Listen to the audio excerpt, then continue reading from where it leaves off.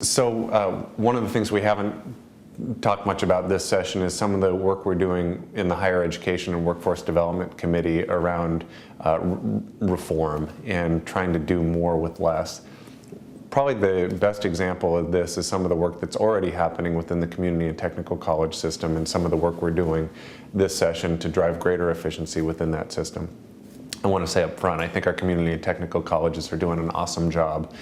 They are seeing a record amount of students at every college in the state, even while they have fewer resources to serve those students. And so it's important for all of us to appreciate that and understand that.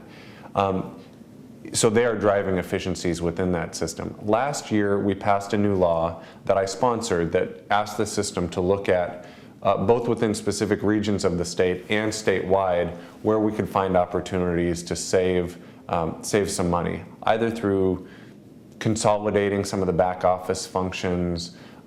Even, you occasionally hear conversations around merging colleges, things like that. And so those discussions are underway in Pierce County, on the Olympic Peninsula, and in other parts of the state.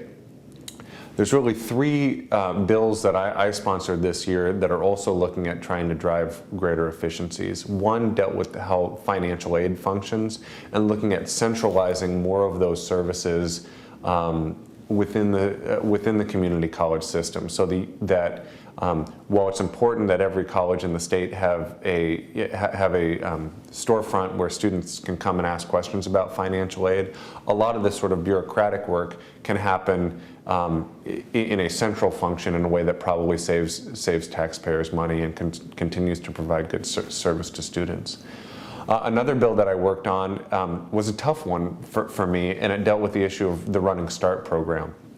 I think the Running Start program is a very good program. It's a program where high school students, while they're in high school, can take classes in the higher education system, get college credits, and sometimes you see someone at their high school graduating getting both a high school diploma and an associate's degree. It is a terrific program.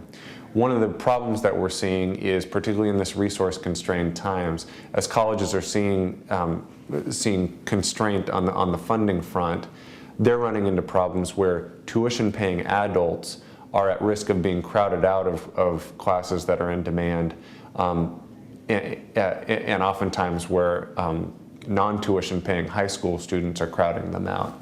And that's not ideal. And so we've got a bill that would allow colleges to manage that Running Start enrollment and try to, particularly for specific programs or specific classes, basically allow them to optimize around tuition-paying adults first. The bill was amended in committee to focus specifically on colleges that have a very high percentage of Running Start students as an overall percentage of their student body. And that's a tough bill, but it's a bill that looks at trying to make some reforms given the budget environment that we're in.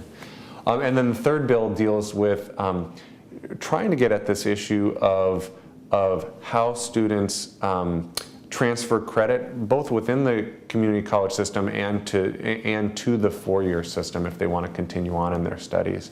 One of the things that we have heard is that there would be value in having, in essence, a common student identifier, so that you have, in essence, a student number that follows you whether you're studying at Olympic College, Tacoma Community College, Bates, or wherever, and you don't have to start from scratch with regard to what credits you have, or filling in financial aid paperwork, those sorts of things. So you actually have a common number and a common sort of case history that follows you throughout the higher education system. Again, the notion is trying to drive efficiencies on the back office front, trying to, within the dollars that we have, focus those dollars on serving students better so that they can get the education that's needed, rather than spending those dollars on duplicating paperwork and those sorts of things. So those are just a few of the things that we're working on. Those bills are all kind of moving their way through the process. I think in one of the instances we may end up turning it into a proviso within the state budget.